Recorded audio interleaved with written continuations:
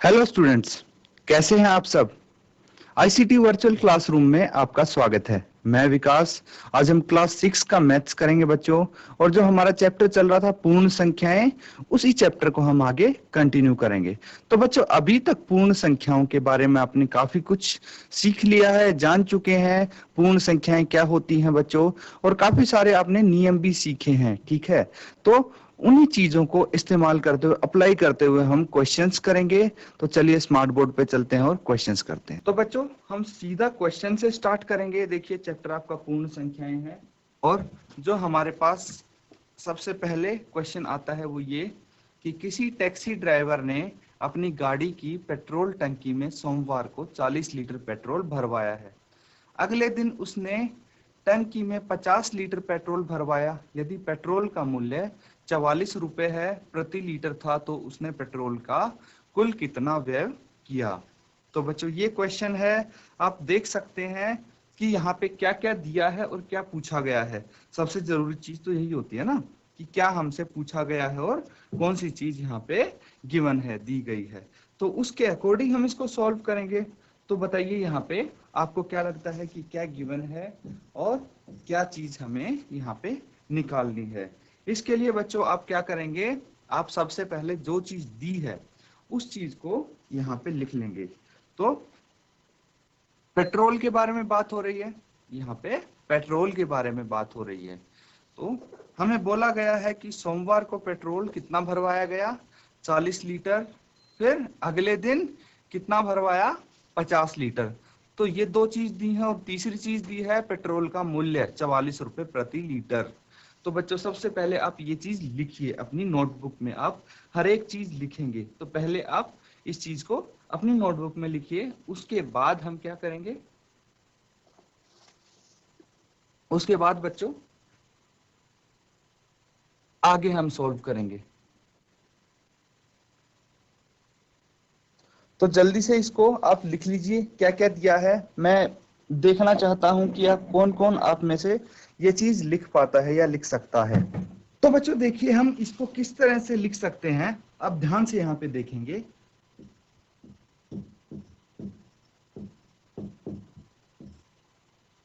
सोमवार को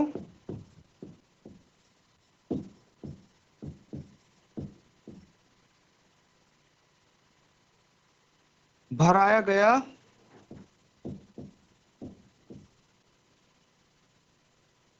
पेट्रोल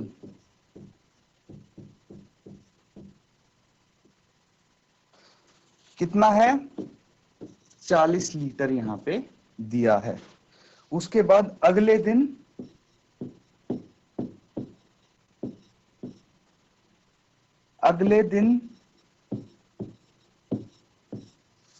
अगले दिन भराया गया पेट्रोल, ये भी दिया है बच्चों। कितना दिया है, 50 लीटर। 40 लीटर हमने लिख दिया है। अगले दिन उसने 50 लीटर भरवा लिया पेट्रोल। अब बच्चों, अब ये बताइए कि हमें क्या निकालना है, पेट्रोल पर कुल कितना व्यय किया गया, कितना खर्च यहाँ पे हुआ है।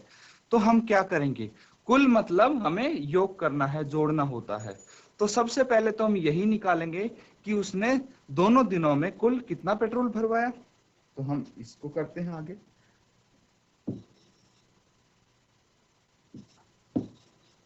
कुल भराया गया पेट्रोल, ये कैसे निकलेगा, दोनों का हम योग कर देंगे, जोड़ देंगे, ऐड कर देंगे दोनों को। तो 40 प्लस 50, देखिए आपको 4 प्लस 5 करना है, क्योंकि एंड में जीरो तो वैसे ही लग जाएगी। तो 4 प्लस 5 कितना होता है, 9, और ये जीरो। तो 90 लीटर पूरा पेट्रोल यहाँ पे भरवाया गया है। अब देखिए बच्चों, यहाँ पे एक चीज और हमें बहुत ही जरूरी चीज दी गई है, वो क्या है, मूल्य, पेट्रोल का मूल्य। और वो भी प्रति लीटर, मतलब 1 लीटर पेट्रोल का मूल्य आपको दिया गया है। तो हम लिख सकते हैं 1 लीटर, 1 लीटर पेट्रोल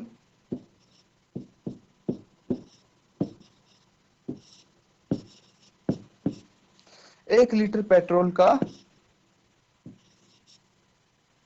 मूल्य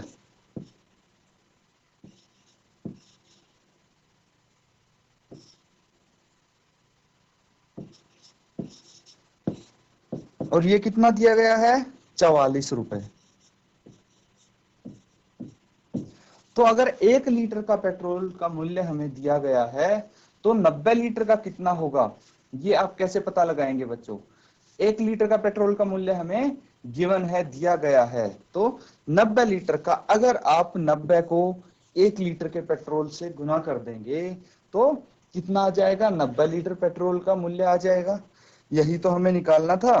तो आप कैसे निकालेंगे इसको, 90 लीटर, 1 लीटर पेट्रोल का मूल्य हमें पता है। अब हम 90 लीटर पेट्रोल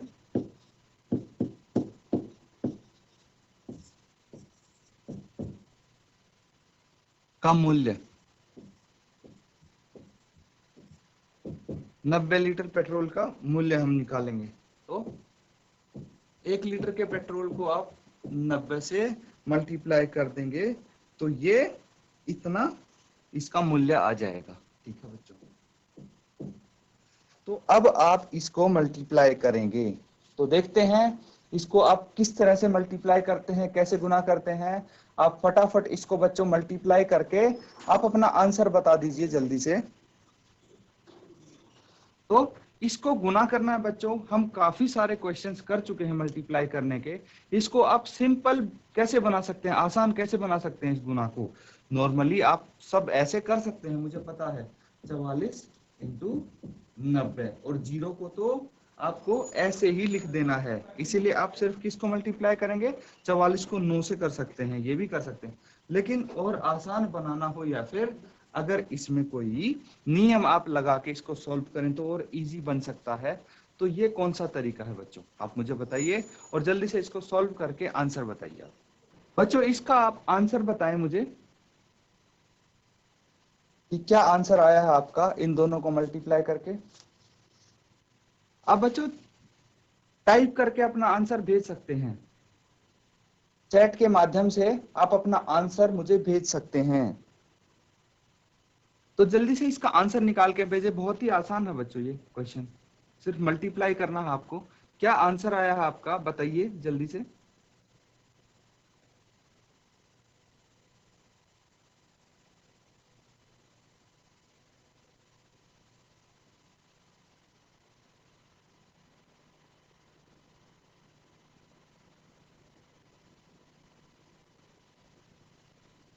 तो देखिए बच्चों, इसको हम क्या कर सकते हैं, 44 इंटू 90 है, 44 गुना 90 है। तो 90 को क्या मैं 100 माइनस 10 लिख सकता हूँ। 100 में से अगर हम 10 माइनस कर दें तो कितना आ जाता है, 90 आता है, सबको पता है। तो मैं इसको 100 माइनस 10 लिख देता हूँ। ठीक है, इस तरह के क्वेश्चन बच्चों हम पिछली क्लास में भी कर चुके हैं। इसमें हमें क्या करना है बच्चों, 100 में से 10 माइनस करके लिख देना है। अब यहाँ पे इस्तेमाल होगा वितरण नियम।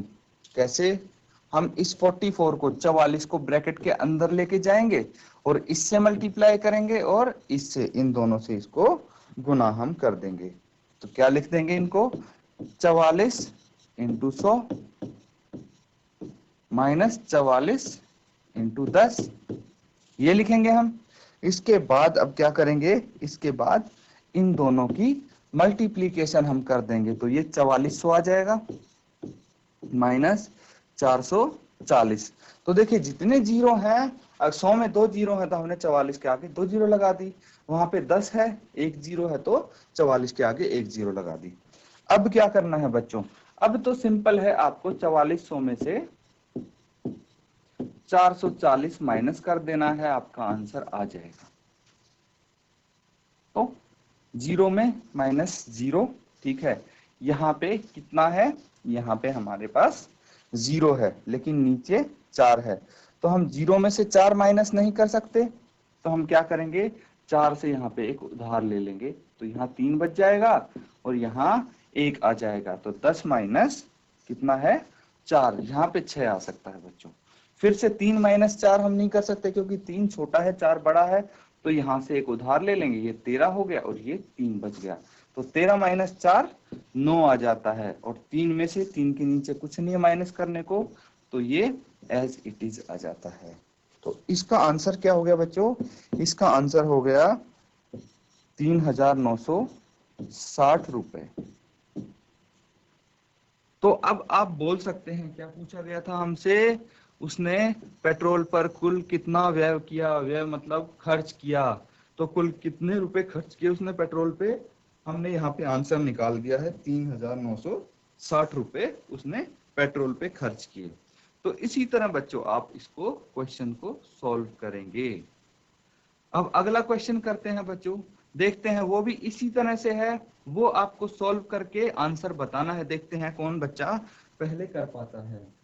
तो ये क्वेश्चन है यहाँ पे, ये आपकी बुक का क्वेश्चन है बच्चों, बुक का आपकी एक्सरसाइज का क्वेश्चन है, तो इसको आप सॉल्व करें। 2.2 एक्सरसाइज है आपकी 2.2। तो इसमें क्या बोला गया है, कोई दूध वाला एक होटल को सुबह 32 लीटर दूध देता है और शाम को 68 लीटर दूध देता है। यदि दूध का मूल्य 15 रुपए प्रति लीटर है तो दूध वाले को प्रतिदिन कितनी धनराशि प्राप्त होती है। ये भी बिल्कुल पिछले वाले क्वेश्चन की तरह है, इसको जल्दी से आप सॉल्व करके आंसर बताइए।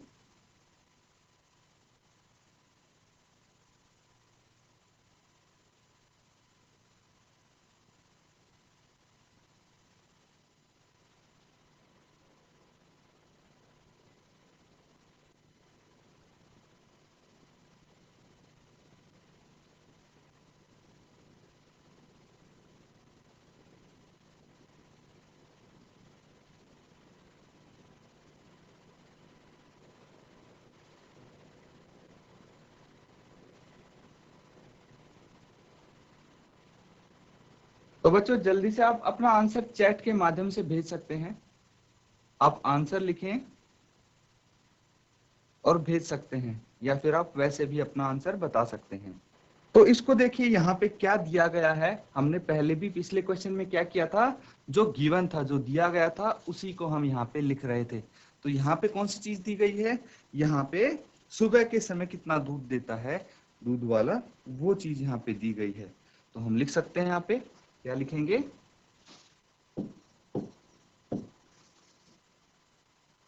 सुबह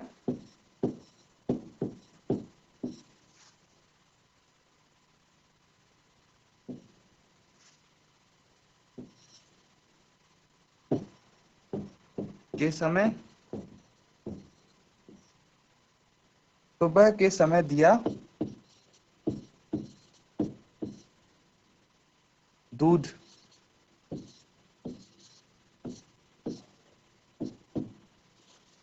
तो ये है 32 लीटर,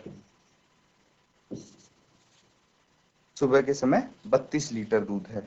फिर शाम के समय कितना दूध देता है वो हम लिखेंगे, शाम के समय दिया दूध, और ये है 68 लीटर, 68 लीटर।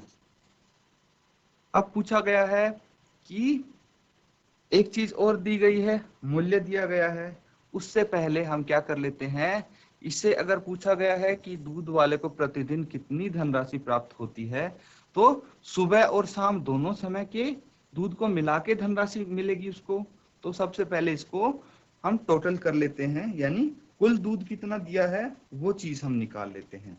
तो हम बोलेंगे कुल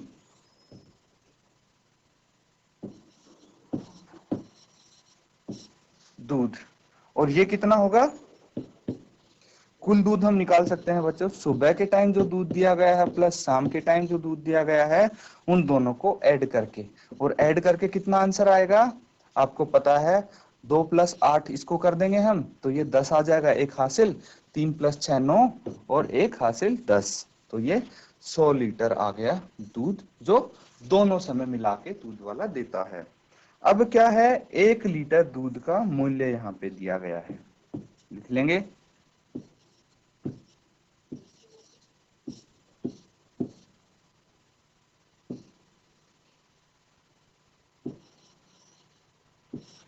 1 लीटर दूध का मूल्य, और ये है 15 रुपए। पर हमसे क्या पूछा गया है, हमसे पूछा गया है 100 लीटर दूध का मूल्य। मतलब कुल धनराशि कितनी प्राप्त होगी, वो तो भाई 100 लीटर दूध के पैसे आएंगे, वही तो होंगे कुल धनराशि। तो 100 लीटर दूध के पैसे हम निकालने के लिए क्या करेंगे, 15 को 100 से मल्टीप्लाई कर देंगे, इतने रुपए आ जाएगा। तो ये तो सिंपल है, इसमें क्या करना है, 15 को 100 से मल्टीप्लाई करना है, तो अब सीधे 15 के सामने 2 जीरो लगा देंगे और ये 1500 रुपए आंसर आ गया आपका। इस तरह बच्चों इसको सॉल्व करेंगे आप।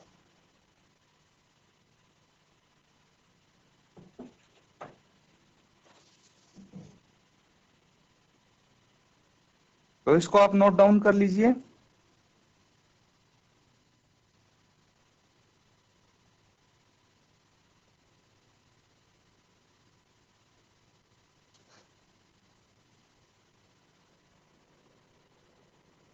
अब देखिए एक क्वेश्चन और है, यहां पे मैं आपको कुछ एग्जाम्पल लिखूंगा, आपको बताना है कि इस एग्जाम्पल में कौन सा नियम इस्तेमाल हो रहा है। ठीक है, जैसे कि सबसे पहला एग्जाम्पल मैं यहाँ पे लिखता हूं, 425 into 136 is equal to 425 into 6 plus 30 plus 100।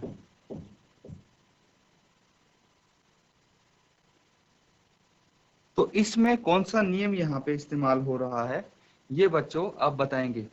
तो क्या आपको पता लग रहा है कि यहाँ पे कौन सा रूल हम इस्तेमाल कर पा रहे हैं, या फिर इसमें कौन सा नियम यहाँ पे लगता है। तो ये देखिए कि यहाँ पे गुना हो रही है, मल्टीप्लीकेशन हो रही है, तो उसी का कोई नियम लगा होगा, ये इतना क्लियर है। तो यहाँ पे अगर हम देखें तो क्या बोला गया है, उसके बाद हमने इसको क्या कर दिया, इसको एक्सपेंड कर दिया, इन सब का सम करके लिख दिया और 425 के साथ उसकी गुना करनी है। तो इसीलिए हम इसको बोल सकते हैं कि यहाँ पे हमारा नियम लगेगा योग पर गुणन का वितरण, योग पर गुणन का वितरण इसको कह सकते हैं हम। दूसरा वाला देखिए, एक एग्जांपल और मैं लिखता हूं यहाँ पे, 2 इंटू 49 गुना 50 ये है। और इसको मैं कैसे लिख सकता हूं, इसको ऐसे भी लिख सकता हूं, 2 गुना 50 गुना 49। ये भी बच्चों हमने रूल किया था। तो कौन सा रूल है यहाँ पे, क्या आप बता सकते हैं, इस रूल को हम क्या बोलेंगे, यहाँ पे जो रूल लग रहा है।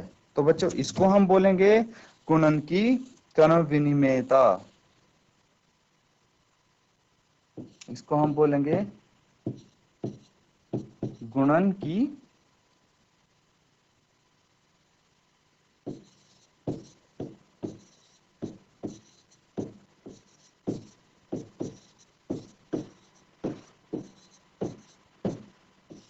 गुणन की कर्म विनिमेयता। फिर उसके बाद नेक्स्ट वाला देखिए,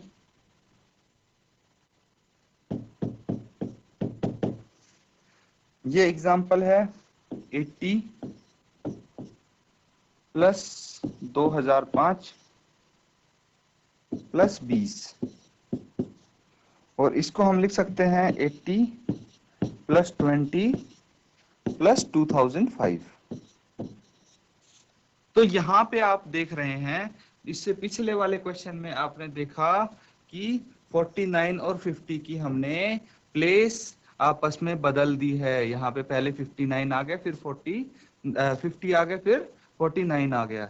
तो ये क्या है, कर्म विनिमेयता का नियम लग गया, और सब लोग सारे ये नंबर्स क्या है यहाँ पे मल्टीप्लाई होके लिखे जा रहे हैं, गुना किए जा रहे हैं, इसीलिए ये गुणन की कर्म विनिमेयता हो गई। यहाँ पे क्या किया है, देखिए 2005 और 20 का हमने प्लेस चेंज कर दिया है, लेकिन यहाँ पे मल्टीप्लाई नहीं कर रहे हैं हम इन नंबर्स को, हम ऐड कर रहे हैं, जोड़ रहे हैं। तो यहाँ पे कौन सा नियम होगा, थोड़ा सा आप सोचिए और बताइए मुझे कि यहाँ पे हम कौन सा नियम इस्तेमाल कर रहे हैं। कोई भी आप आंसर दे सकते हैं जिसको भी आता हो।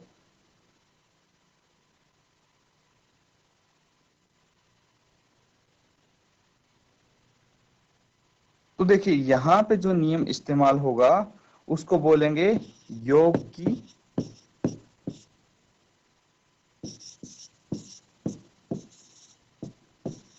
कर्म विनिमयता। योग की कर्म विनिमयता मतलब पहले हमने गुणन की कर्म विनिमयता लगाई और अब योग की कर्म विनिमयता इसमें लगाई है। तो इस तरह से बच्चों हम रूल्स का इस्तेमाल कर सकते हैं, यूज कर सकते हैं। तो आपके सामने कोई एग्जाम्पल आता है या फिर कोई रूल का नाम आता है और आपसे बोला जाता है कि भाई इसका कोई उदाहरण बताओ, तो आप इस तरह से कोई भी एग्जाम्पल दे सकते हैं। तो ये बस आपको समझाने के लिए था।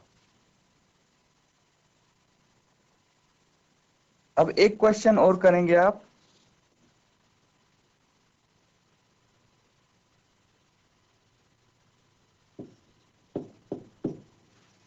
यहां पे मैं लिखता हूं निम्नलिखित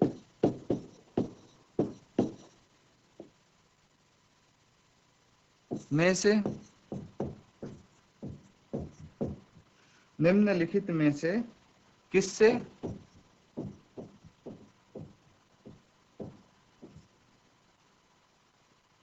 शून्य निरूपित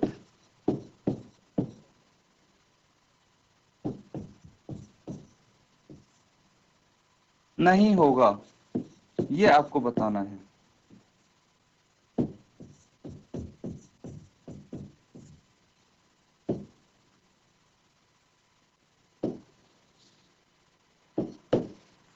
तो मैं यहाँ पे पार्ट्स लिखता हूं। जैसे पहला है 1+0, दूसरा है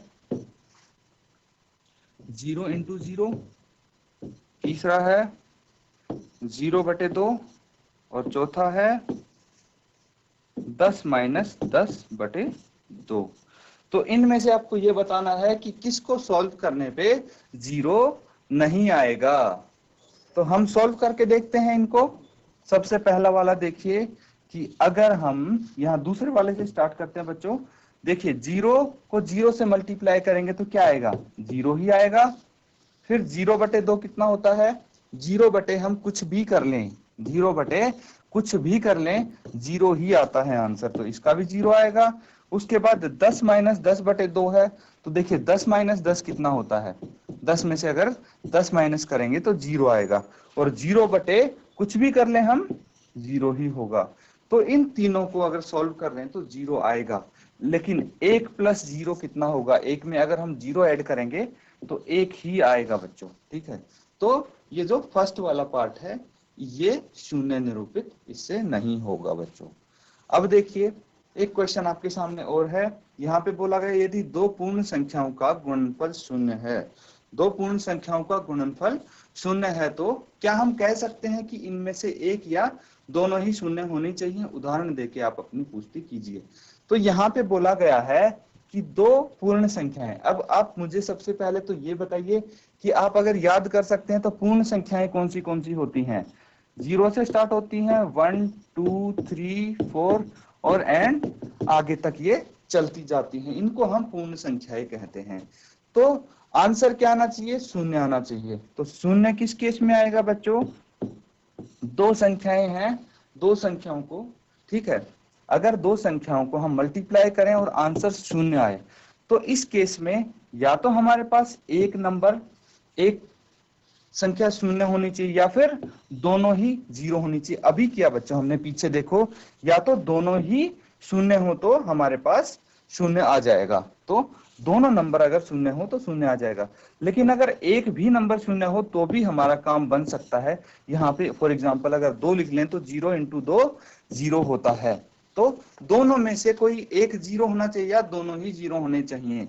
लेकिन अगर 0 नहीं होगा तो हमारा आंसर 0 नहीं आएगा। जैसे 2 इंटू 2 कितना होता है, 4 होता है। या फिर बिना 0 के आप किन्हीं भी दो पूर्ण संख्याओं को मल्टीप्लाई करेंगे तो 0 नहीं आ सकता। तो यही आपसे पूछा गया है कि क्या हम कह सकते हैं कि इनमें से एक या दोनों ही शून्य होने चाहिए। बिल्कुल हम कह सकते हैं कि एक या दोनों शून्य होने चाहिए, नहीं तो हमारा आंसर शून्य नहीं आएगा। तो बच्चों आज का हम यहीं तक करेंगे ये चैप्टर। तो जो भी हमने क्वेश्चंस यहाँ पे किए हैं वो एक बारी आप दोबारा से जरूर प्रैक्टिस करें। तो बच्चों हमारे लगभग काफी सारे क्वेश्चन इस चैप्टर के हो चुके हैं, बस कुछ ही क्वेश्चंस बचे हैं जो हम इनको अगले सेशन में कंप्लीट कर लेंगे।